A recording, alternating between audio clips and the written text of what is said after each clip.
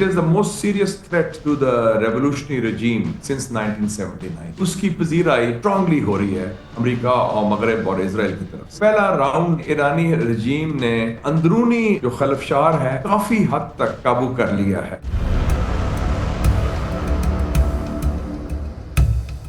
ईरानी अवाम जो सड़कों पे निकली हुई है, नेशनलिज्म की बात हो रही है, ईरानी प्रेस्टीज, ईरानी ग्लोरी, शायद इसको देखते हुए रजा पहलवी वो एक अल्टरनेट के तौर पे सामने आए हैं। मैं समझता हूँ कि ये मुतबादल नहीं है क्योंकि ये ही इज बेस्ड आउटसाइड और वो openly sponsored by Israel and the United states. It's almost अ किस of death in this context.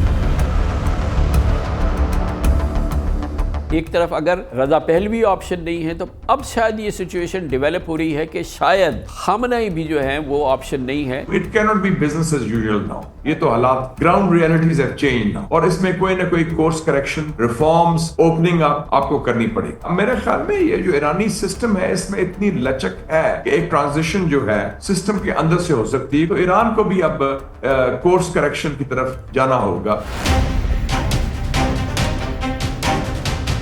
हम इस जगह पे पहुंच रहे हैं जहाँ पे लगता है कि आयतुल्ला अली खामनेई को भी जगह बनानी होगी, दुनिया के साथ एडजस्टमेंट हो, पैराडाइम शिफ्ट देखें। जो मिडिल ईस्ट में तब्दीली आई है उसमें Iran is well integrated into the Arab main stream और इंटरेस्टिंगली इस वक्त मोस्ट ऑफ द अरब जो हुकूमतें हैं जो पहले मुखालिफ थे ईरान के, वो ईरान के साथ इस वक्त तावन कर रही हैं, कुर्बत भी कर रही हैं।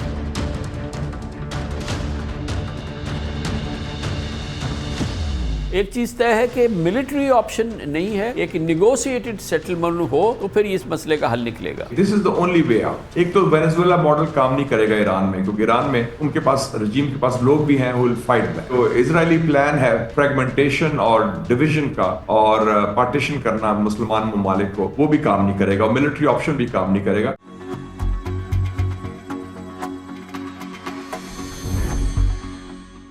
पाकिस्तान के हमसाये में 9 करोड़ आबादी पर मुश्तमिल ईरान बदतरीन दौर से गुजर रहा है। बज़ाहिर ईरान एक दोराहे पे खड़ा है जिसकी मंजिल एक और इनकलाब है जिसके ज़रिए ईरान की इस्लामी हुकूमत का खात्मा मतलूब है।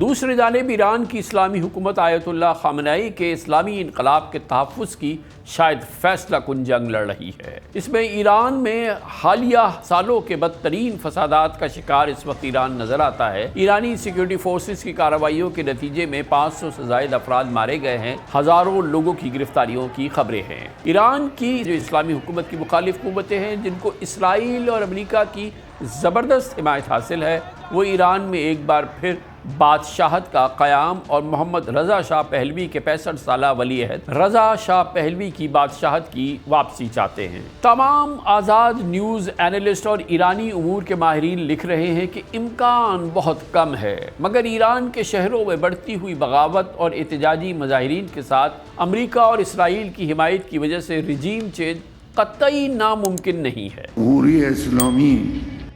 इस्लामी जमहूरिया कई लाख मुअज़्ज़ज़ लोगों के खून से बनी है। ये उन लोगों के आगे नहीं झुकेगी जो नुकसान पहुंचाना चाहते हैं और ना ही उन लोगों को बर्दाश्त करेगी जो गैर मुल्की ताकतों के लिए काम करते हैं। जमहूरियत इस्लामी कोताह नख़वाहत आमद। ईरान में हुकूमत मुखालिफ नारे, सड़कों पर मुजाहिरे, बाजारों में शटर डाउन, 5 दिन से इंटरनेट शट डाउन एक ऐसी अवामी बेचैनी है जिसने एक बार फिर 1979 का सा माहौल बना दिया है। लेकिन इस बार आयतुल्ला ख़ोमेनी का इस्लामी इनकलाब नहीं बल्कि मुबैना क्राउन प्रिंस रज़ा पहलवी की बादशाहत ईरान में दस्तक दे रही है। रज़ा पहलवी के बयानात से इंटरनेशनल मीडिया के फारसी सैटेलाइट चैनल्स और सोशल मीडिया के जरिए ईरान में 86 साला supreme leader 86 year old ayatollah Ali Khamenei के खिलाफ नैरेटिव मजबूत बनाया जा रहा है। दुनिया इम्रूज किनार इंक़िलाब मिल्ली शुमा इस्तादे است। आज की दुनिया आपके कौमी इनकलाब के साथ खड़ी है और आपकी जुर्रत व बहादुरी की मोतरिफ है। एक आज़ाद दुनिया के रहनुमा के तौर पर सदर ट्रंप ने आपकी नाकाबिल बयान बहादुरी को करीब से देखा है और ऐलान किया है कि वो आपकी मदद के लिए तैयार हैं। सड़कें ना छोड़ें, मेरा दिल आपके साथ है। मुझे यकीन है कि मैं बहुत जल्द आपके शाना बशाना खड़ा हूँगा।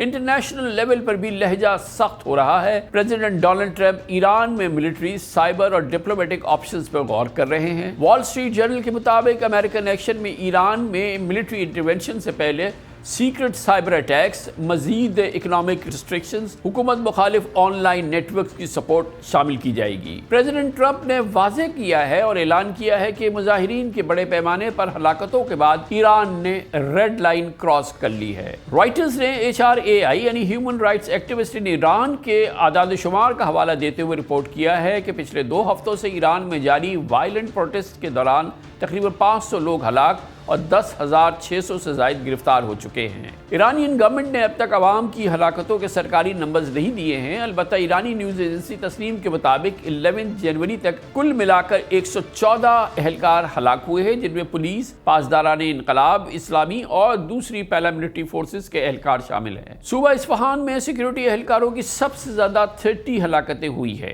Right now we have a number of 490 confirmed protester deaths. That includes 8 children, and we are still right now investigating over 500 additional cases. So that means that should we confirm all of these numbers, the number of those killed will exceed 1,000, and that's in just 15 days. Which is, it's extraordinary. The same with the arrests. We have documented over 10,600 arrests, but we have many cases that we are still verifying. Financial times का कहना है कि Iran में मौजूदा एहतजाज 2 हवालों से इंतहाई unprecedented extraordinary है। एक तो ईरान इसराइल से जंग के बाद शदीद माशी ज़वाल, इकोनॉमिक डिक्लाइन और दिफाई कमजोरी का शिकार है। उसकी लीडरशिप के पास बज़ाहिर इन मसाइल का कोई हल नहीं। दूसरा पहलू ईरान में अमेरिका और इसराइल की एक्सटर्नल इंटरवेंशन का खदशा है। 3 जनवरी को अमेरिका की जानिब से वेनेजुएला में निकोलस माडुरो की गिरफ्तारी के बाद ईरान में ये सवाल शिद्दत से उठ रहा है कि क्या अगला नंबर ईरान का है। दरअसल इस एहतजाजी लहर को मजबूत बनाने वाले फैक्टर सियासत में सबसे ज़्यादा माइशत है। इस पूरे मामले में जो सेंट्रल मामला है, जो सबसे क्रिटिकल मामला है, वो इकॉनमी है। अवाम में माशी तबाही और नाउम्मीदी है। तकरीबन 14 लाख ईरानी रियाल का $1 US डॉलर के बराबर हो जाने के फ़ौरन बाद तेहरान के बाज़ारों और तिजारती मरकज़ में हड़तालें हैं और एहतजाज का समा है। और जब ताजिर और दुकानदार निकल आए एहतजाज करें तो इसका मतलब ये था और है कि मसला सिर्फ नौजवानों या तालिब इल्मों तक महदूद नहीं है, बल्कि इस प्रोटेस्ट में उस वक्त इजाफा हुआ जब हुकूमत ने रिएक्शन किया, सख्त रिएक्शन दिया, यानी इंटरनेट बंद किया, इंटरनेशनल कॉल्स बंद कर दी और अरेस्ट में तेज़ी आई। ये सब इस बात की अलामत है कि ईरानी रियासत को खौफ था कि अगर तेहरान में एहतजाज की तस्वीरें और वीडियोज़ बाहर की दुनिया तक पहुँची तो प्रेशर मजीद बढ़ेगा। इसी बैकग्राउंड में ट्रंप ने ट्रुथ सोशल पर पोस्ट किया कि ईरान आज़ादी की तरफ देख रहा है, शायद पहले से ज़्यादा, और अमेरिका ईरानियों की मदद के लिए तैयार है, ये प्रेसिडेंट ट्रंप ने कहना था। ईरान के सदर मसूद पज़ेश्कियान ने अमेरिकन इंटरवेंशन की धमकी के बाद पहला इंटरव्यू 11 जनवरी को ईरान के सरकारी टीवी को दिया। अमेरिका और इसराइल वहाँ बैठे हैं और उन लोगों को हिदायत दे रहे हैं, इन्हें कह रहे हैं कि आगे बढ़ो, हम तुम्हारे साथ हैं। यही वो लोग हैं जिन्होंने इस मुल्क पर हमले किए और हमारे नौजवानों और हमारे बच्चों को कत्ल किया, और आज वही इन्हें ये कहते हुए अहकामात दे रहे हैं कि तुम ये काम करो, हम तुम्हारे साथ हैं, तुम तखरीबी कार्रवाइयाँ अंजाम दो और हम पसे पर्दा तुम्हारी हिमायत करेंगे। ईरान की क्योटिक सिचुएशन में एक और फैक्टर भी शामिल है और वो है रियासत की कमजोरी का तासुर। इसराइल और ईरान की हालिया जंग के बाद ये तासुर पूरी दुनिया में और ईरान में भी मजबूत हुआ है कि इस्लामी जमहूरिया ईरान नाकाबिले शिकस्त नहीं रहा है। इस बैकग्राउंड में खुद इसराइली मीडिया हार्ट्स और द मार्कर ने रिपोर्ट किया कि इसराइल काफ़ी अरसे से पर्शियन लैंग्वेज में एक मुनज़्ज़म डिजिटल कैंपेन चला रहा है जिसमें ईरान में जारी एहतजाज के दौरान डीप फेक वीडियोज़ और जाली सोशल मीडिया अकाउंट्स फैलाए जाते हैं। और ये उस वक्त से जारी है जब 2023 के शुरू में रज़ा पहलवी ने इसराइल का दौरा किया था। हार्ट्स और दी मार्कर का दावा है कि इस कैंपेन में रज़ा पहलवी को प्रमोट किया जा रहा है, ये इसराइल कर रहा है, और ईरान में बादशाहत की बहाली का मुतालबा किया जा रहा है, इसको भी इसराइल की बैकिंग है। ये बात भी गैर मामूली है कि इसराइल के प्राइम मिनिस्टर नेतन्याहू इस हफ्ते अपनी कैबिनेट मीटिंग में कह रहे थे कि हम उम्मीद करते हैं कि ईरानी कौम जल्द जुल्म के बंधन से आज़ाद होगी और जब वो दिन आएगा इसराइल और ईरान खित्ते में तामीर और तरक्की के लिए पार्टनर्स होंगे। ישראל עוקבת בדריכות על הנעשה באיראן اسرائیل ایران میں ہونے والی پیش رفت پر گہری نظر رکھے ہوئے ہے۔ آزادی کے لیے ہونے والے مظاہرے پورے ملک میں پھیل چکے ہیں۔ اسرائیل کے عوام اور پوری دنیا ایرانی شہریوں کی بے مثال جرت اور بہادری پر حیران ہے۔ اسرائیل آزادی کی اس جدوجہد کی حمایت کرتا ہے اور بے گناہ شہریوں کے بڑے پیمانے پر قتل کی سخت مذمت کرتا ہے۔ ہم سب امید کرتے ہیں کہ فارسی قوم جلد ظلم اور جبر سے آزاد ہوگی، اور جب وہ دن آئے گا تو اسرائیل اور ایران ایک بار پھر دونوں قوموں کے لیے خوشحالی اور امن کے مستقبل کی تعمیر میں وفادار شراکت دار ہوں گے۔ בבניית עתיד של שגשוג ושלום לשני העמים. یقیناً انٹرنل پروٹیسٹ اور بیرونی سپورٹ کا آپس میں بڑا گہرا تعلق کوئی سیکرٹ نہیں ہے۔ دیکھا جائے تو انٹرنیشنل پاور پالیٹکس میں یہی وہ لمحہ ہوتا ہے جس کا بیرون ملک موجود اپوزیشن برسوں سے انتظار کرتی ہے۔ رضا پہلوی کی ممکنہ واپسی بھی ایران میں اسی ماحول کی ریفلیکشن ہے۔ واشنگٹن پوسٹ کا کہنا ہے کہ رضا پہلوی کی ٹیم یہ نیریٹو پیش کر رہی ہے کہ موجودہ سسٹم نے ایرانیوں سے ایک نارمل لائف چھین لی ہے۔ یہ بہرحال بات کسی حد تک درست ہے اور لوگ یقیناً اس کو ایکسیپٹ کرتے ہیں کہ اب ایرانیوں کے پاس 9 کروڑ ایرانیوں نے نارمل لائف دیکھی ہی نہیں ہے، طویل عرصے سے نہیں دیکھی ہے، اور رضا پہلوی ایران میں نارمل زندگی کی واپسی کے سمبل بن رہے ہیں، اس کی علامت بننا چاہتے ہیں۔ واشنگٹن پوسٹ لکھتا ہے کہ یہ مکمل طور پہ بادشاہت کی بحالی نہیں ہے بلکہ ایک میسج ہے کہ ریلیجس حکومت نے ایران کو اذیت میں مبتلا کر دیا ہے اور ایرانی عوام کو ایک نارمل ریاست چاہیے۔ رضا پہلوی کا سوشل اور پولیٹیکل بیک گراؤنڈ اس نیریٹو کو مضبوط بھی کرتا ہے اور شاید کمزور بھی۔ اس کے تحت انہیں ایران میں جاری احتجاجی تحریک کے ممکنہ آلٹرنیٹو فیز کے طور پہ پیش کیا جا رہا ہے۔ وہ 1960 میں پیدا ہوئے، شاہی محل میں پرورش پائی، چھوٹی عمر میں ہی ایران چھوڑ کر امریکہ منتقل ہو گئے تھے۔ 1979 کے اسلامی انقلاب کے نتیجے میں ان کے والد شاہ ایران محمد رضا شاہ پہلوی ملک چھوڑنے پر مجبور ہوئے تھے۔ یہ تاریخ ایک جانب بعض ایرانیوں کے لیے اس ایران کی یاد دلاتی ہے جو نسبتاً اوپن مائنڈڈ تھا، انٹرنیشنل سسٹم سے انٹیگریٹڈ تھا، ماڈرنائزیشن کی جانب گامزن تھا، لیکن دوسری جانب یہی پاسٹ، یہ ماضی بہت سے لوگوں کے ذہن میں ساواک جیسی خفیہ پولیس اور سیاسی جبر اور ڈکٹیٹرشپ کی علامت بھی تھا۔ یہی وجہ ہے کہ ایران میں رضا پہلوی کی حمایت کسی واضح سیاسی پروگرام کے بجائے زیادہ تر موجودہ رجیم کے خلاف ایک ری ایکشن کی شکل میں سامنے آ رہی ہے۔ ایران کی اکانومی سے بیزار لوگوں، نوجوانوں اور سیکولر قوم پرست حلقوں میں مظاہروں کے دوران ایسے نعرے سنائی دیے ہیں جن میں پہلوی کی واپسی کا ذکر ہے، لیکن یہ سلوگنز اس بات کا ثبوت نہیں کہ ایران میں عوام کی اکثریت اب بادشاہت چاہتی ہے، کسی صورت سے بادشاہت آ جائے ایسی صورتحال نہیں ہے۔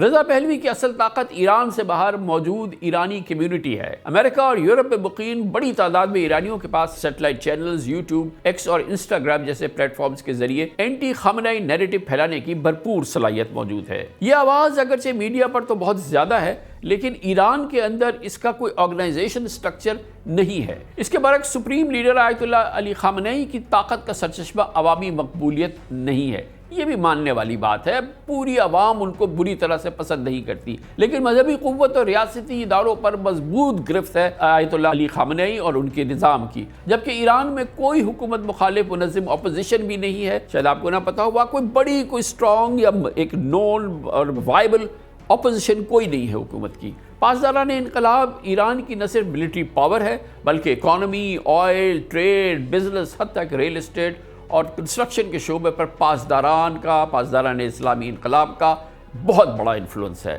عام لفظوں میں ہم یہ کہہ سکتے ہیں کہ رضا پہلوی کے پاس حکومت مخالف جذبات، ماڈرن ایران اور بیرونی حمایت ہے، جبکہ خامنہئی کے پاس، آیت اللہ خامنہئی کے پاس مذہبی پاور ہے، فورسز اور ریاستی سٹرکچر ہے۔ مگر اس سینیریو میں اسرائیل کا ایلیمنٹ فیصلہ کن نیریٹو بنا سکتا ہے۔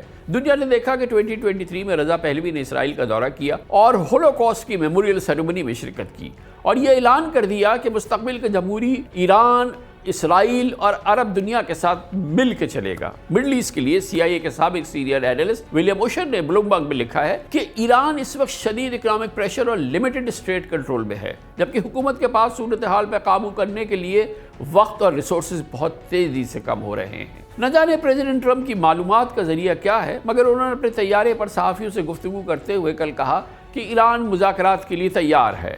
ٹرمپ نے تفصیلات بتائے بغیر رپورٹر کو کہا، ہاں وہ تیار ہے، انہوں نے کل فون کیا تھا، وہ مذاکرات کرنے چاہتے ہیں۔ ٹرمپ کا کہنا تھا کہ ہو سکتا ہے ہم ان سے ملاقات کریں، لیکن جو کچھ عوام کے ساتھ ہوا ہمیں کچھ کرنا پڑے گا۔ They want to have freedom. The protesters are after freedom. Iran has not allowed freedom for a long time. And the protests, I don't think they're trying to appease me. They're trying to get somebody to help them. They're under siege. There seem to be some people killed that aren't supposed to be killed. These are violent. If you call them leaders, I don't know if they're leaders or just they rule through violence. But we're looking at it very seriously. The military is looking at it. And we're looking at some very strong options. We'll make a determination. Trump का कहना सच है क्या है ये कोई नहीं कह सकता। ईरानी पार्लियामेंट के स्पीकर ने पार्लियामेंट से खिताब में अमेरिका को वार्निंग दी कि अगर ईरान पर हमला किया तो इसराइल के साथ खित्ते में अमेरिका के तमाम फौजी अड्डे और बहरी जहाज हमारे टारगेट पर होंगे। अम्मा दुश्मन दस्त बर नदाश्त। 12 रोज़ा जंग के बाद भी दुश्मन नहीं रुका, बल्कि उसने मुल्क के अंदर से दहशतगर्दी की जंग शुरू कर दी। इसकी मंसूबाबंदी पहले से की जा चुकी थी। उनका इरादा ये था कि पहले फौजी जंग जीती जाए और फिर अंदरूने मुल्क बदमनी पैदा की जाए, मगर जब फौजी महाज पर नाकामी हुई तो ये मंसूबा कामयाब ना हो सका। लेकिन उन्होंने जंग को एक नए अंदाज में दोबारा शुरू करने की कोशिश की और आवाम के जायज़ मुतालबात का फ़ायदा उठाते हुए वो इस एहतजाजी लहर पर सवार हो गए और मुख्तलिफ जराइम का इर्तिकाब किया, जो दरअसल एक दहशत गर्दाना जंग की शक्ल इख्तियार कर गई। मेरी अमेरिका के वहमी सदर के लिए भी एक नसीहत है कि होशियार रहें। ईरान पर हमले से मुतालिक जो मशवरे आपको दिए जा रहे हैं उन्हीं लोगों की जानिब से हैं जिन्होंने आपको ये गलत इत्तला भी दी थी कि मशहद शहर पर कब्जा हो चुका है। इसलिए होशियार रहें और किसी गलत अंदाजे का शिकार ना हो। आज के ऑन माय रेडार में हम अपने मेहमान का इंट्रोडक्शन से पहले ईरान के हवाले से एक टेक ये है हमारा कि रज़ा पहलवी की अमेरिका और इसराइल के साथ कुर्बत का तासुर उनका ग्लोबल स्टेटस तो बढ़ाता है, लेकिन यही तासुर ईरान के अंदर उनकी पॉपुलैरिटी को बड़ी हद तक महदूद कर रहा है। ईरान और इसराइल का दोस्त होना ईरानियों के लिए कोई बहुत ही पसंदीदा बात नहीं है। इसलिए फ़िलहाल रज़ा पहलवी की आमद और आयतुल्लाह अली ख़ामनेई की रुखसती एक अफसानवी नारा लगता है। आगे क्या हो सकता है, इस हवाले से 3 सिनेरियोज़ हैं। पहले नंबर पर ख़ामनेई हुकूमत वक्ती तौर पर बच जाती है, मगर ईरानी अवाम और ग्लोबल लेवल पर मज़ीद ज़ालिमाना हो सकती है। दूसरा ये हो सकता है कि ख़ामनेई साहब चले जाएं, आयतुल्लाह ख़ामनेई रुखसत हो जाएं और पासदारान इनकलाब और इस्लामी फ़ौजी निज़ाम किसी एक नए सुप्रीम लीडर के साथ कंट्रोल संभाल ले और ये निज़ाम कुछ मॉडरेट हो। जबकि तीसरा और सबसे बड़ा ब्रेक थ्रू ये हो सकता है कि पुरतशद्दुद एहतजाज, हड़तालों और सिक्योरिटी इदारों में दरार के बाद एक अबूरी एक इंटरिम गवर्नमेंट कायम की जाए, नेशनल गवर्नमेंट कायम हो, और यही वो वाहिद रास्ता है जहां रज़ा पहलवी इंटरिम तौर पे, वक्ती तौर पे एक इंटरिम अलामती बादशाह के तौर पे सामने आ सकते हैं। गोया ईरान में असल फैसला इकॉनमी, पॉपुलर सपोर्ट और पासदाराने इनकलाब करेंगे और इस कशमकश का फौरी नतीजा नहीं निकलने वाला। पाकिस्तान के पड़ोस में होने वाली इस अजीम कशमकश जिसके असरात पाकिस्तान पर बराह रास्त पड़ सकते हैं, इनडायरेक्ट पड़ सकते हैं, और पूरी दुनिया में इस हवाले से एक तलातुम की जो कैफियत है, इस मौजू पे बात करने के लिए हमने दावत दी है सिक्योरिटी अमूर, फॉरेन अफेयर्स और तमाम जियो स्ट्रेटेजिक अफेयर्स के बहुत ही कलीदी एक्सपर्ट हैं। पाकिस्तान के मशहूर अखबार मुस्लिम के साबिक एडिटर सेनेटर मुशाहिद हुसैन सैयद हमारे साथ मौजूद है। बहुत बहुत शुक्रिया सेनेटर मुशाहिद हुसैन सैयद साहब। अस्सलाम वालेकुम कामरान साहब और आपके व्यूअर्स को बड़ा अस्सलाम वालेकुम और नए साल मुबारक हो। Thank you so much sir. ये फरमाइएगा कि डेफिनेटली ये पहली बार नहीं है कि ईरान में इस तरह का हम एक अपहीवल देख रहे हैं और बहुत बड़े लेवल का अपहीवल देख रहे हैं, लेकिन ये कि ये अपहीवल जो हुआ है पहलों के मुकाबले में उस वक्त हुआ है जब ईरान का जो स्टेट स्ट्रक्चर है, जो सिक्योरिटी स्ट्रक्चर है, वो बुरी तरह से डैमेज हो चुका है इसराइल और अमेरिका के हाथों, और इस ईरानी अवाम का जो सॉलिड कॉन्फिडेंस जो सिक्योरिटी अपरेटस पर था वो भी काफ़ी हद तक जो है वो शैटर नहीं हुआ है, तो बुरी तरह से हिल चुका है। तो इस वक्त जो सूरत हाल अपहीवल देख रहे हैं आप, वो आपको कितना लगता है कि ये आसानी से या अब आने वाले कुछ वक्त में कंट्रोल हो सकता है या इसके कोई सीरियस कॉन्सिक्वेंसेस हो सकते हैं? कामरान साहब, इसमें कोई डाउट नहीं, जैसे आपने फरमाया ये इस्लामी इंकलाब 1979 में आया था, 79 में, और मैं समझता हूँ कि ये 45 साल में 40 साल में सबसे अहम सबसे सीरियस क्राइसिस है ये जो अपहीवल हुआ है, क्योंकि इसके 2 पहलू हैं। पहले भी तो क्राइसिस आते रहे, बाहर की बैरूनी जारियत भी हुई, कभी अंदरूनी खलफशार भी हुआ, लेकिन दोनों चीजें जुड़ गई हैं। जो अंदरूनी अपहीवल है, जो एहतजाज है सड़कों में, उसकी पजीराई बाहर से बड़ी प्रोएक्टिवली स्ट्रांगली हो रही है अमेरिका और मगरब और इजराइल की तरफ से। तो ये पहली दफा हुआ है कि ये दोनों टू प्रोंग चैलेंज आ गया है जो पहले नहीं था। तो it is the most serious threat to the revolutionary regime since 1979, इसमें कोई एब्सोल्युटली कोई डाउट नहीं। और आपने सही फरमाया कि उसके जेन्युइन वजूहात हैं, उन्होंने खुद भी तस्लीम किया है, वो मईशत है। और लेकिन मैं समझता हूं कि जो पहला राउंड कह लें वो उसमें ईरानी रजीम ने जो हुकूमत है सुप्रीम लीडर की और मसूद पज़ेश्कियान की, उन्होंने अंदरूनी जो खलफशार है काफी हद तक काबू कर लिया है। हालांकि उसकी प्राइस भी बड़ी पे की गई है, उसमें जबर भी इस्तेमाल हुआ है। वो राउंड तो हो गया है, लेकिन क्राइसिस खत्म नहीं हुआ, क्योंकि अब इंटरनेशनल डायमेंशन भी आ गई है। खास तौर पे अमेरिका के क्या करने वाला है, इजराइल उसके साथ क्या कर रहा है। तो एक फुल स्केल जो डीस्टेबलाइजेशन और डिसइंफॉर्मेशन का कैंपेन वो साथ साथ चलता है। और इनकी ऑब्जेक्टिव्स हैं कमजोर ईरान, लेकिन थोड़े से फर्क है कि जो इजराइल चाहता है ईरान की फ्रेगमेंटेशन और रजीम चेंज।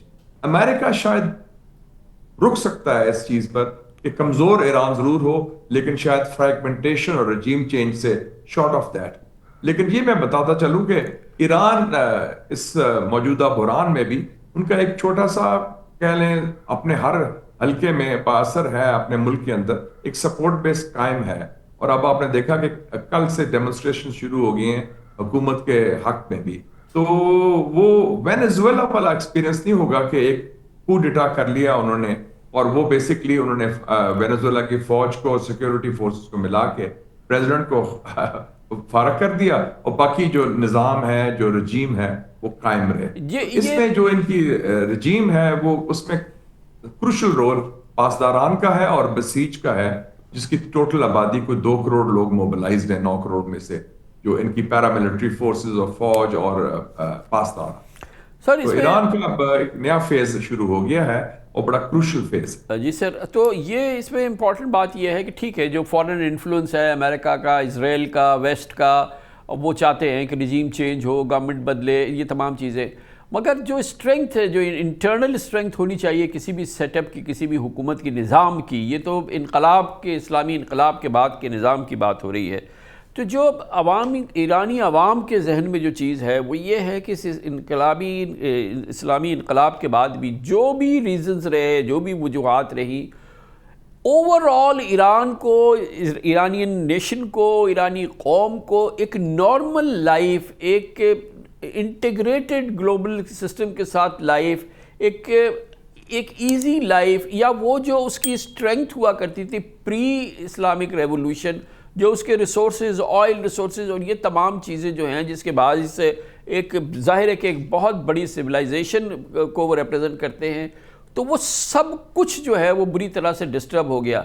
वो जितने भी वो इनकलाब के पसंदीदा हो या उसको पसंद करते हो, मगर किसी भी ईरानी के लिए पहली चीज़ तो ये कि उसको नॉर्मल लाइफ मिले, उसको नॉर्मल सिस्टम मिले, वो दुनिया में एक तरह से जेल कर सके। इस मामले में पासदारा जो इनकलाब है, जो इस्लामी इनकलाब है, वो तो एक फेलियर ही साबित हुआ है ना सर?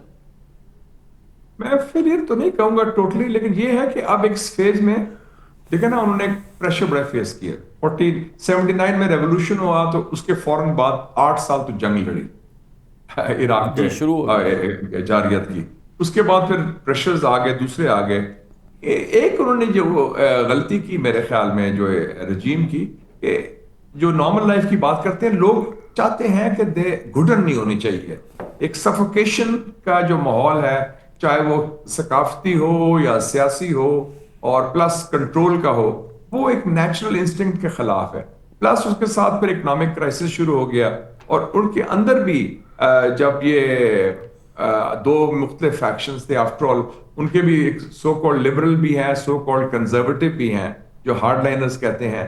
तो उन्होंने इस दफा सिस्टम में भी आई थिंक जबर ज्यादा कर दिया, और इसमें कोई डाउट नहीं कि उससे जो उनका सपोर्ट बेस है, देखे ना, एक सबसे बड़ा सतून था इस इख्तिलाफ का, वो था बाजारी, जो ट्रेडर्स कहते हैं, मईशत वाले लोग, तेहरान के बाजार, जिन्होंने शाह के खिलाफ बगावत शुरू की थी और इकोनॉमिक लेवल पर किया। फिर दूसरी है यंग जनरेशन, جنریشن زی جسے کہتے ہیں، جن زی، وہ بھی ہیں، پھر مڈل کلاس پروفیشنلز ہیں. تو وہ there is no doubt sense of strong alienation. اور اس میں جو بر وقت کورس کریکشن کرنی چاہیے تھی اور ہونی چاہیے ہے ویسے بھی کسی بھی ملک میں، کسی بھی ریاست میں، کیونکہ الٹیمیٹلی تو آپ کی legitimacy rest on the support and acceptance of the people, کہ عوام کی جو ہے تائید، عوام کی حمایت اور عوام کس حد تک وہ چاہتے ہیں اس نظام کو آگے بڑھنا. تو وہ اس میں درار ضرور آئی ہے. And I think that is the challenge, کیونکہ اب سپریم لیڈر بھی تو 35 سال سے ہیں، سنس 1989 جب سے امام خمینی کی ڈیتھ ہوئی ہے. تو یہ اور وہی سسٹم چل رہا ہے، اور ابھی ان کی عمر 86 سال ہے، پروسٹیٹ کینسر بھی ہے، تو ٹرانزیشن بھی ہونی ہے، تو وہ ٹرانزیشن کی بات بھی ہو رہی ہے. سو وہ کمبائن ہو گیا ہے. تو میں اس کو اس طرح نہیں میں کہوں گا فیلئر، بٹ یہ میں کہوں گا کہ انہوں نے جو بر وقت کورس کریکشن کرنی چاہیے تھی، جو شاید پچھلے الیکشن میں ہو سکتی تھی ابراہیم رئیسی کی ڈیتھ کے بعد، وہ حالانکہ یہ ظاہر ایک لبرل سی حکومت تو آئی ہے، لیکن اس کو جس طرح کام کرنا چاہیے تھا اور اکنامکلی لوگوں کی جو ضروریات ہیں اس کے رسپونڈ کرنا چاہیے تھا، وہ کر نہیں سکے، اور جس کا انہوں نے خود اعتراف بھی کیا ہے. اور اس لیے ان کے پریزیڈنٹ نے بھی کہا کہ ہم طاقت فورس نہیں استعمال کریں گے. اور پہلے ایک ہفتے میں آپ نے دیکھا کہ بالکل انہوں نے مذاکرات کی بات بھی کی اور انہوں نے ڈائیلاگ کی بات بھی کی، اور کوئی ڈنڈا ونڈا استعمال نہیں ہوا بعد میں پھر. لیکن جو شاہ صاحب اس میں ایک اور چیز ہے نا، کہ سب سے بڑا تو یہ یقین تھا، یہ اعتماد تھا قوم کا، اور یہ بلڈ کیا تھا اسلامی انقلاب نے کہ ہم وی آر انونسبل، ہم جو ہے وہ ہمیں کوئی شکست نہیں دے سکتا. لیکن یہ جو جون میں جو کچھ ہوا اور اس سے پہلے جو کچھ ہوتا رہا ہے، جس طرح سے ایران کی ملٹری لیڈرشپ، انٹیلیجنس لیڈرشپ، پاسداران لیڈرشپ جو ہے وہ اسرائیل نے ٹارگٹ کی، اور پھر ان کی جو پراکسیز جتنی پوری دنیا میں وہ اس کو ایک ایک کر کے بالکل ایک طرح سے ختم کر دیا. یہ ایک بڑا ایک ایویڈنس ہے کہ جو ریولوشن تھا وہ اپنے آپ کو ڈیفینڈ کرنے میں ناکام ہو رہا ہے. یس، اس میں کوئی ڈاؤٹ نہیں. اور بلکہ یہ بات میں نے ان سے کی بھی تھی جب ان کے آئے تھے secretary general national security council کے 2 مہینے پہلے، علی لاری جانی اور وزیر خارجہ بھی. میں نے یہ کہا کہ مجھے بڑا دکھ ہوا ہے کہ ایران میں ہم سمجھتے تھے بڑا مضبوط سیکیورٹی کا نظام ہے. اس کو آپ کو پہلے معلوم بھی ہے کہ 2 سال پہلے ان کے جو محسن فخری زادے تھے، جو نیوکلیئر بم کے خالق سمجھے جاتے ہیں، جیسے ہمارے ڈاکٹر AQ خان صاحب تھے، تو ان کو مارا گیا اسرائیل کے آپریشن نے. پھر اس کے علاوہ اسماعیل ہانیہ جو حماس کے لیڈر تھے، وہ ایک گیسٹ ہاؤس میں ان کو اندر سے بم بلاسٹ سے مارا گیا. اس کا مطلب ہے کہ سیکیورٹی بریچ تو ہو گئی ہے. اور اس کی بنیادی وجہ میرے خیال میں تھوڑا سا ان کی فورن پالیسی نے بھی جو اوور ریچ کیا نا، جیسے وہ سیریا ہے یا یمن ہے، اوور ریچ کیا. اس سے اسرائیل کو، موساد کو موقع مل گیا، کیونکہ وہ جہاد کے نام پر تو کئی لوگ آ جاتے ہیں نا، کچھ جینون بھی ہوتے ہیں، کچھ جعلی بھی ہوتے ہیں، کچھ سپانسرڈ بھی ہوتے ہیں. تو انہوں نے اس میں حزب اللہ کی بھی پینیٹریشن ہوگی، ایران کی پینیٹریشن ہوگی. میں نے ان کو بتایا، میں کہا جی ہم نے 1974 سے 1998 تک اپنا نیوکلیئر پروگرام رکھا، اس پوری دنیا ہمارے خلاف، اور ہمارے پاس آپ سے جیسے وسائل بھی نہیں تھے تیل ویل کے، لیکن ہم نے کامیابی سے بنا لیا، اور خاموشی سے، خفیہ طریقے سے، جس طریقے سے بھی کیا، بہرحال ہم نے کر دیا. سنگل مائنڈڈ ڈٹرمنیشن تھی. ہمارا ایک سائنٹسٹ بھی کسی کی ضرورت نہیں ہوئی مارنے کی یا کڈنیپ کرنے کی. تو ادھر تو ایک بہت بڑی سیکیورٹی بریچ ہوئی. تو وہ ایک جو ایک ایران کا ایک اورا تھا ریولوشنری رجیم کا، کہ یہ قاسم سلیمانی کے زمانے سے چل رہا تھا کہ یہ واقعی ان کو کوئی ٹچ نہیں کر سکتا، وہ بریچ ہو گیا.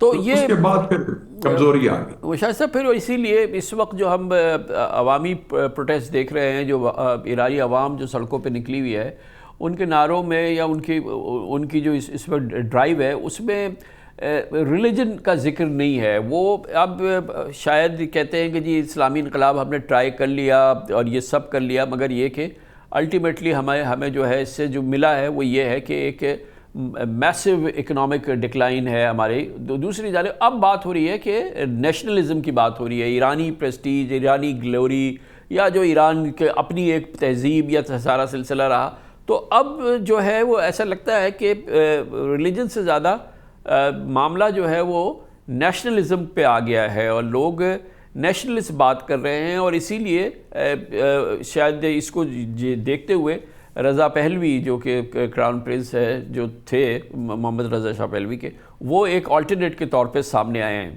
اٹس اے ڈفرنٹ، یہی ہے کیونکہ جو ذہن ہے کہ اب کیا ہونا ہے اس میں وہ ریلیجن کی وہ ضرورت نہیں ہے، اس لیے ایک ماڈریٹ جو بادشاہ کا بیٹا ہے وہ سامنے آیا ہے ایز این آپشن. میں سمجھتا ہوں، میں سے اتفاق نہیں کروں گا. دیکھیں نا، ایک تو کہ وہ متبادل آ گیا ہے. متبادل جو ہے نا، ان کو بڑی، کل بھی جو ایک ٹرک نکلا ہے لاس اینجلس میں، اس نے کیا کہا، اس نے کہا 1953 ریپیٹ نہ کریں. جو CIA کو کیا تھا، جس سے رضا پہلوی کا والد محمد رضا شاہ پہلوی جو اس کو شہنشاہ کہتے تھے، اس کو انسٹال کیا تھا CIA کو نے 1953 میں، اور ڈاکٹر مصدق کی الیکٹڈ گورنمنٹ ریموو کی تھی. لیکن یہ ضرور ہے کہ ایران ویسے بھی ہے کامران صاحب، ایک بڑی ان کے they take great pride in their nationalism، Persian culture, Persian nationalism. بلکہ ایک دم میں نے مذاق سے ان کو یہ بھی کہا، میں نے کہا یار وہ آپ کی لڑائی جو عربوں سے ہو رہی تھی جب ایران عراق وار میں مسلم کا ایڈیٹر تھا، ہمارے کولیگ بھی تھے، ہم کٹے تھے، تو اس کو میں نے کہا کہ یار یہ کیوں جھگڑا ہے عربین گلف یا خلیج فارس یا خلیج عرب. میں کہا چھوڑ دیں خلیج فارس، فارس تو پرانا نام ہے، اب خلیج اسلامک گلف کہتے ہیں. تو لیکن نہیں، ان کا نہیں یہ سب پرشین گلف. تو ابھی بھی وہ پرشین سویلائزیشن کا جو ہے نا وہ نیشنلزم وہ ہر سیکٹر میں ہے ان کے، چاہے وہ اسلام پسند ہوں یا سیکولر مائنڈڈ لوگ ہوں یا رائلسٹ بھی ہوں. وہ ایک پرشین پرائڈ ہے کیونکہ ان کی ایک سویلائزیشن ہے 2500 سال پرانی، Cyrus the Great, Darius the Great, جس میں شاہ بڑا اس کا کرتا تھا. لیکن میں سمجھتا ہوں کہ یہ متبادل نہیں ہے کیونکہ یہ ہی از بیسڈ آؤٹ سائڈ، اور وہ openly sponsored by Israel and the United States. تو وہ اٹس آلموسٹ اے کس of death in this context. لیکن یہ بھی بڑی بات ہے کہ ظاہر ہے کہ وہ ریئیکشن ہے اگینسٹ دا رجیم کہ ان کے کال پر 2 دن 8 بجے جو کال دی تھی کہ پرسوں رات اور اس سے پہلے 15-20 ہزار لوگ تو نکلے نا تہران میں اس کال پر. تو یہ پہلے چیز یہ ناممکن تھی. So that is also changed. تو اس کا مطلب ہے لوگوں کی رائے ہے اور ایک ریئیکشن ہے رجیم کے خلاف، نہ کہ ان کے حق میں. ٹھیک ہے، تو یہ رضا پہلوی کی پوزیشن پہ ان کے لحاظ سے رائے ہے کہ وہ کوئی اتنے اسٹرانگ آپشن نہیں ہے، اتنے اسٹرانگ متبادل نہیں ہے آیت اللہ خامنئی کے. لیکن اس کے ساتھ ہی بہرحال آیت اللہ خامنئی کی جو نام ہے، پوزیشن ہے، ہی ناؤ سمبلائزز دا اسلامی ریولوشن، اور 86 ایئرز ایج ہے، آپ نے فرمایا کہ پروسٹیٹ کینسر ہے، تمام صورتحال ہے. تو اب آپشنز کی بات ہو رہی ہے کہ what's the way out. Perhaps یہ تو اب سامنے بات آ گئی کہ it's not the way out. یہ نہیں ہے کہ اسی طریقے سے یہ نظام جو ایران کا ہے چلتا رہے، آیت اللہ علی خامنئی اس کو لیڈ کرتے رہے، اور وہی پرسنلی جو ہے وہ وہاں پہ موجود ہوں. جہاں ایک طرف اگر رضا پہلوی آپشن نہیں ہے، تو اب شاید یہ سچویشن ڈیولپ ہو رہی ہے کہ شاید خامنئی بھی جو ہیں وہ آپشن نہیں ہے.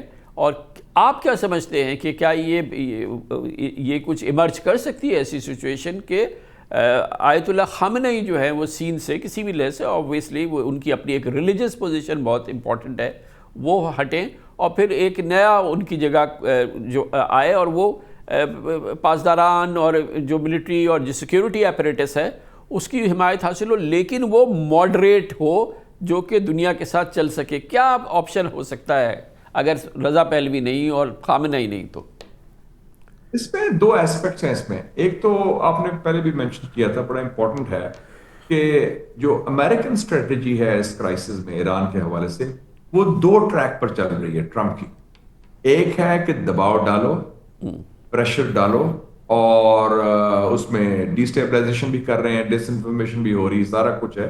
لیکن ساتھ ساتھ ایک بیک چینل بھی چل رہا ہے. عمان کے جو وزیر خارجہ ابھی گئے تھے تہران، وہ میسج لے کے گئے تھے. پھر کل اس نے ٹرمپ نے اعلان بھی کیا کہ ہمیں میسج آیا ہے ایران کا، اور آج ان کے فارن منسٹر نے بھی اعلان کیا ہے کہ we are ready for war but we are ready for dialogue also. تو وہ ایک قسم کی ٹرمپ کی جو بات ہے اس کی تصدیق بھی کر دی انہوں نے. تو وہ ایک، میں سمجھتا ہوں کہ وہ ایک انٹرنیشنل پریشر بھی ہے.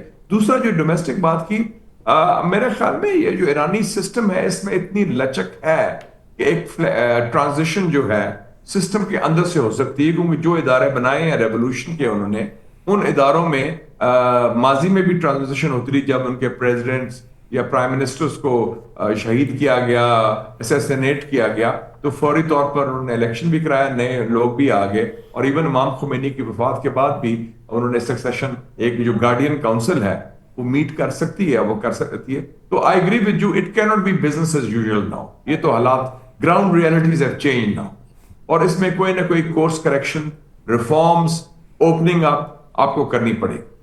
جیسے وہ چائنا نے نہیں کیا تھا چیئرمین ماؤ کی ڈیتھ کے بعد، reform and opening up which change the destiny of China.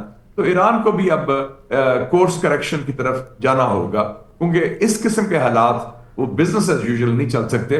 لوگ ڈیمانڈ کر رہے ہیں، لوگ چاہتے ہیں، as you said also, normality یا بیٹر کوالٹی آف لائف. اور الٹیمیٹلی تو کوشچن یہی ہوتا ہے نا ہر حکومت کا یا سسٹم کی کامیابی کا یا ناکامی کا، are you better off today than before? آپ کی کیا ہے، and how do you see the future? تو یہ بنیاد ہے. تو میں سمجھتا ہوں کہ ان کے جو پریزیڈنٹ ہیں ابھی آئے بھی تھے پاکستان، میری ملاقات بھی ان سے ہوئی تھی 1 گھنٹہ. تو وہ بڑے ذہین آدمی ہیں، کرد ہیں، وہ دوسرا بیک گراؤنڈ اس کے وہ ہیں ترکمان بیک گراؤنڈ کے، اور اچھا ان کا ہے بیس بھی ہے. تو ایک سسٹم کے اندر سے راستہ نکل سکتا ہے ٹرانزیشن کا، جو ان کو ڈھونڈنا چاہیے اس وقت. تو یہ بات اب طے ہے ہماری اس گفتگو میں، آپ جیسا فرما رہے ہیں کہ یہ اب سمبولک اور آپٹکس کے لیے خالی یہ نہیں ہو سکتا کہ چلے ہم کہتے ہیں کہ رضا پہلوی جو ہے وہ آپشن نہیں ہے، لیکن اب ہم اس جگہ پہ پہنچ رہے ہیں جہاں پہ لگتا ہے کہ آیت اللہ علی خامنئی کو بھی جگہ بنانی ہوگی، اور یہ خالی صرف ایک آپٹکس کے لیے نہیں بلکہ ایک میننگ فل چینج اس کے ذریعے انویل ہو، اور جس کا مطلب یہ ہو کہ دنیا کے ساتھ ایڈجسٹمنٹ ہو، انٹیگریشن ہو، اور پورا پوسچر جو ہے اس میں ہم ایک پیراڈائم شفٹ دیکھیں، پھر کہیں جا کے یہ کہیں سیٹل ہوگا اور عوامی ایرانی عوام کی مرضی اور منشا کے مطابق. یہ اس میں پارشلی ہو چکا ہے کامران صاحب. میں اس حوالے کے اندر عرب ورلڈ میں ایران کی ری انٹری ہو چکی ہے، عرب ورلڈ جی، اور خاص طور پہ جو سعودی عربیہ سے صلح ہوئی ہے وہ بڑی تاریخی بات ہوئی ہے. دونوں نے اپنی پوزیشنز ایڈجسٹ کی ہیں، ایران نے بھی، سعودی عربیہ نے ایڈجسٹ کیا ہے. اور دیکھیں نا مصر کے ساتھ بھی ان کی نارملائزیشن ہو گئی ہے، جارڈن کے ساتھ بھی ہو گئی ہے، یو اے ای کے ساتھ بھی ہو گئی ہے. تو یہ ایک بڑی سگنیفیکنٹ بات ہے کہ جو ہم بات کر رہے تھے نا، جو ایران 15-20 سال پہلے تھا وہ اس قسم کی سچویشن نہیں، اور لیبنان کی سچویشن بھی، گراؤنڈ سچویشن چینج ہو گئی ہے. یمن میں بھی اب ایران اور سعودی عربیہ کی کوارڈینیشن بہتر ہو گئی ہے. سیریا میں ویسے ہی رجیم چینج ہو گیا ہے، وہ حالات ہی چینج ہو گئے ہیں. تو اس حوالے سے اگر آپ دیکھیں تو ایک جو مڈل ایسٹ میں تبدیلی آئی ہے اس میں Iran is well integrated into the Arab mainstream. اور انٹرسٹنگلی اس وقت موسٹ آف دا عرب جو حکومتیں ہیں جو پہلے مخالف تھے ایران کے، وہ ایران کے ساتھ اس وقت تعاون کر رہی ہیں، قربت بھی کر رہی ہیں. تو آدھا تو کام ہو گیا. اب یہ ڈیپینڈ کرتا ہے پریزیڈنٹ ٹرمپ پر کہ وہ کیا راستہ اختیار کرتے ہیں. اگر وہ اسرائیلی ایجنڈے پر جائیں گے کہ ہم آل اور nothing, go for regime change اور فریگمنٹیشن، پھر تو ایک نئی قسم کی خلفشار ہوگی اور بڑی ایک خطرناک صورتحال پیدا ہوگی. کیونکہ پھر ایران میں پھر ان کے جو رجیم کی جو مین سٹے ہے، اسٹیٹ اپریٹس ہے، ان کی آرمی، اسپیشلی ریولوشنری گارڈز، اور ان کی جو بسیج ہیں، وہ جو پیراملٹری بٹالینز ہیں جو میں نے بتایا کہ وہ بہت سبسٹینشل ہیں، دین دے ول فائٹ بیک. اور وہ پھر کیونکہ وہ بڑا ویل انٹرینچڈ ہے، تو اس میں پھر ایک انٹرنل کانفلکٹ کا بھی اور ریجنل کانفلکٹ کا بھی ہو سکتا ہے اگر اسرائیلی ایجنڈا ہو. کیونکہ اسرائیلی ایجنڈا آپ نے سوڈان میں دیکھ لیا، سیریا میں دیکھ لیا، صومالیہ میں دیکھ لیا اور لیبیا میں دیکھ لیا. فریگمنٹیشن، ڈویژن اور وار لارڈزم کو انکریج کرے. تو وہ جو فارمولا ہے وہ ایران کے لیے اپلائی نہیں ہو سکتا، کیونکہ وہ پھر ڈیوائڈ، اور وہ ہمارے لیے بھی، وہ Pakistan also it has consequences. کیونکہ دیکھیں نا اس وقت جو فالٹ لائنز ہیں وہ کیا ہیں؟ ایتھنک ہیں. اب وہ کر رہے ہیں، کردوں کو استعمال کر رہے ہیں، ترکمان کو استعمال کر رہے ہیں، بلوچ کو بھی کارڈ کھیل رہے ہیں ایرانی بلوچ کے حوالے سے. تو اگر کوئی ایسی چیز ہوتی ہے ایران میں، تو ہمارے تو بارڈر ساتھ ملتے ہیں، 900 کلومیٹر ہے ہمارا بارڈر ایران کے ساتھ. سو اس کے کانسیکوینسز پاکستان کے لیے، سعودی عربیہ کے لیے، ترکیہ کے لیے، all of these countries It can be very serious and severe. اس کا مطلب یہ ہوا کہ سب کے انٹرسٹ میں یہ ہے کہ اس کا ایک نیگوسیٹڈ سیٹلمنٹ ہو، اس کا ملٹری آپشن کسی صورت سے جو کہ شاید اسرائیل کی خواہش ہے وہ ایکسرسائز نہیں ہو، اور امریکہ بھی اس کو استعمال نہ کرے، کیونکہ جیسے آپ نے فرمایا کہ ایران اب بہت بہتر ریلیشن ہے جی سی سی کے ساتھ، عرب کنٹریز کے ساتھ، اور ظاہر ہے جیسے آپ نے فرمایا تمام جی سی سی کنٹریز کے ساتھ. اور پھر ایران کہہ چکا ہے کہ جب امریکہ نے اگر ایسا کیا، یو ایس کی طرف سے اسٹرائک ہوئی، کوئی ملٹری اسٹرائک ہوئی، تو جو ان کے ایسٹس ریجن میں ہم اس کو نہیں چھوڑیں گے، اور ایسٹس جو ہیں وہ سارے ظاہر ہے کہ ان جی سی سی کنٹریز میں ہی آس پاس ہی موجود ہے، اور اس کا پھر بہت ہی میسو رسپانس اور کانسیکوینسز ہوں گے. تو ایک چیز طے ہے کہ ملٹری آپشن نہیں ہے، ایک نیگوسیٹڈ سیٹلمنٹ ہو تو پھر اس مسئلے کا حل نکلے گا. جی، اور اس نیگوشیٹ سیٹلمنٹ میں سمجھتا ہوں کہ جو بگ پاورز کہہ لیں، جو بگ تھری ہیں، اس میں U S, China and Russia, they will also be on, they will also be support. اور یہ دس از دا اونلی وے آؤٹ. ورنہ اگر اس قسم کی بلیٹنٹ فورن انٹرفیئرنس ہوئی، ایک تو وینیزویلا ماڈل کام نہیں کرے گا ایران میں، کیونکہ ایران میں ان کے پاس رجیم کے پاس لوگ بھی ہیں who will fight back. That's number one. اور دوسرا جو ہے جو اسرائیلی پلان ہے فریگمنٹیشن اور ڈویژن کا اور پارٹیشن کرنا مسلمان ممالک کو، وہ بھی کام نہیں کرے گا، اور ملٹری آپشن بھی کام نہیں کرے گا. تو اونلی وے آؤٹ از کہ جو اسٹیٹس کو بھی انٹینیبل ہے اس میں سے راستہ نکلے with in Iran, with in the system. And وہ راستہ میرے خیال میں نکل سکتا ہے، کیونکہ ایرانی سیولائزیشن پرانی سیولائزیشن ہے، دلیر تو ہیں ہی ہیں لیکن دانش مندی بھی ہے ان میں، اور ان کو پتہ ہے کہ ہر پالیٹکس میں اور سب سے کروشل چیز ہوتی ہے timing. And now is the time for opening up, for course correction and for reform.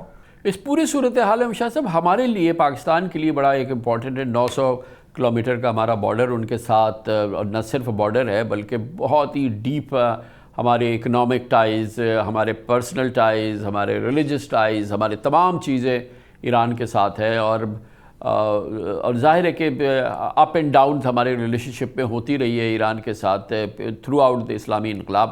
تو اب ہمارے لیے کیا بیسٹ کورس آف ایکشن ہونا چاہیے جو کہ ہمیں اڈاپٹ کرنا چاہیے، اور پھر ہمیں اپنے آپ کو الائنڈ کیسا کرنا چاہیے ود دا چینج وچ از ان دا آفنگ ان ایران؟ دیکھیں جی، ہمارے لیے سب سے زیادہ سٹیکس ہیں کسی کنٹری کے علاوہ. میں سمجھتا ہوں کہ ایون مور دین امریکہ اور اسرائیل. ہمارے 4 ہمسائے ہیں، 2 سے ہماری کھٹ پٹ ہے، افغانستان اور انڈیا سے. چائنا ہمارے ساتھ چٹان کی طرح کھڑا ہے، لیکن اگر ایران میں بھی خلفشار ہوتا ہے، گڑبڑ ہوتی ہے، تو اس کے نتائج، ایک تو اگر کوئی انٹرنل سچویشن خراب ہوتی ہے تو ہمارا بارڈر افیکٹ ہوتا ہے. 900 کلومیٹر کا آپ نے خود ذکر بھی کیا، بلوچستان کا، جو بڑا حساس صوبہ ہے ان اینی کیس، اور بلوچ آبادی ادھر بھی ہے ادھر بھی ہے، کیونکہ اگر یہ ایتھنک کارڈ کھیلتے ہیں. اور دوسرا جو ہے کہ اس ساری سچویشن میں ہمارے لیے ایک میجر سیکیورٹی سچویشن پیدا ہو جائے گی، کیونکہ ایران کے ساتھ اس وقت پاکستان کے بہترین تعلقات ہیں. جتنے اچھے تعلقات اب ہیں، یہ ایرانی اسلامی انقلاب کے بعد اتنے اچھے نہیں ملے.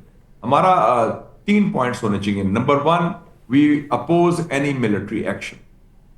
نمبر 2، ہم کسی ایسی گیم پلان میں حصہ نہیں لیں گے جو ایران کے خلاف باہر سے ہوتی ہے. سیبٹاج کرنا، ڈس انفارمیشن، یا کوئی خدا نخواستہ حملہ ہوتا ہے، ہم اس کی مخالفت بھی کریں گے، وی ول ناٹ بی. اور تھرڈ یہ ہے کہ ہم ایرانی عوام کے خیر خواہ ہیں، ہم یہ ضرور ان کو ایز اے دوست مشورہ دیں گے کہ آپ اپنے معاملات please set your own house in order speedily, جلدی، اور اس طریقے سے کریں تاکہ سب کو ساتھ لے کے چلیں. اور اٹ از ویری امپورٹنٹ، اور ہم جو بھی وہ کورس کریکشن کریں گے ہم اس کی سپورٹ کریں گے، کیونکہ ہمارا تو کوئی پولیٹیکل ایجنڈا نہیں ایران کے حوالے سے، اور ہم ایرانی ریاست کے، ایرانی عوام کے خیر خواہ ہیں. ہمارا میڈیشن میں کوئی رول ہو سکتا ہے آگے چل کے؟ کیا ڈیولپ ہوتی ہے صورتحال؟ مگر پریزیڈنٹ ٹرمپ جو ہے وہ ویسے ہی فین ہے فیلڈ مارشل عاصم منیر کے، اور خاص طور پہ ایران کے حوالے سے جو ان کی جو گفتگو ہوئی جو وائٹ ہاؤس لنچ میں، اس کا بڑا پبلکلی اظہار کیا ہے کہ شاید سب سے زیادہ معلومات ایران کی جو ہے یا وہاں کے حالات کے حوالے سے وہ فیلڈ مارشل عاصم منیر کی ہے. تو یہ پوری اس میں ایران کا، جیسے آپ نے فرمایا کہ بیسٹ پورے اسلامی انقلاب کے بعد اب ہمارے جو تعلقات ہیں وہ آئیڈیل ہیں اس لحاظ سے، اور ٹرمپ کے ساتھ بھی ظاہر ہے کہ فیلڈ مارشل کے پاکستان کے بڑے اچھے تعلقات ہیں. تو یہ اس ٹرموائل کے اندر کیا پاکستان ایک رول پلے کر سکتا ہے؟ یہ بڑا important question, I think this is the $1 million question, اور اس میں کوئی ڈاؤٹ نہیں کہ پاکستان یونیک پوزیشن میں ہے اس وقت، کہ ہم دو ممالک ہیں جن کا اس وقت ایران کے اندر تہران میں بھی اور امریکہ میں وائٹ ہاؤس میں بھی انگریس ہے، امپیکٹ ہے، انفلوئنس ہے، اور بات سنی جائے گی. ایک فیلڈ مارشل عاصم منیر کی اور دوسرا MBS کی، محمد بن سلمان جو سعودی عربیہ کے پرائم منسٹر ہیں، ان کا بھی کیونکہ اس وقت اچھے تعلقات ہیں ایران کے ساتھ. تو I would say number 1 it will be Pakistan, we can play that role, اور ہم نے پلے کیا تھا یہ رول کامران صاحب ماضی میں، جب جون میں یہ سارا ہوا، حالات بہتر کرنے میں دونوں طرف نے ہم پر اعتماد کیا، دونوں طرف نے ہماری بات سنی، اور دونوں طرف نے ہماری تعریف بھی کی. ایران نے کہا تشکر پاکستان، اور وائٹ ہاؤس نے بھی کہا thank you to my favourite field marshal. تو وہ بڑی یونیک پوزیشن ہے، اور ہمیں چاہیے کہ یہ رول ASAP پلے کریں، کیونکہ یہ ایک نادر موقع ہے، کیونکہ ہمارے we are the biggest stakeholder. جو خدا نخواستہ گڑبڑ ہوگی اس کے نتائج ہمیں بھگتنے پڑیں گے، اور ٹرمپ بھی ہماری بات سنے گا اور ایرانی حکومت بھی ہماری بات سنے گی. سر گڑبڑ کے بہت سنگین نتائج جو ہیں وہ براہ راست ڈائریکٹلی ہمیں اٹھانے پڑیں گے، لیکن اسی حوالے سے کہ اگر انشاءاللہ وہاں کے حالات میں بہتری آتی ہے اور ایک صحیح ڈائریکشن میں آگے وہاں جو بھی تبدیلی آتی ہے، اس کے بعد ایران اور اس کی قوم جو ہے اس طرف آگے بڑھتی ہے، تو اس کے جو ڈیویڈنڈ ہے، جو اس کے ثمرات ہیں، جو اس کے فروٹس ہیں، وہ بھی انبلیویبل ہے پاکستان کے لیے. بے پناہ پاکستان کو فائدہ ہوگا اگر ایران سٹیبل ہو جاتا ہے، ایران میں معاملات بالکل سکون ہو جاتے ہیں، دنیا کے ساتھ انٹیگریٹ کر جاتا ہے، تو وہ تو بہت بڑا پھر پاکستان کے لیے بہت بڑا ایک جیک پاٹ ہوگا.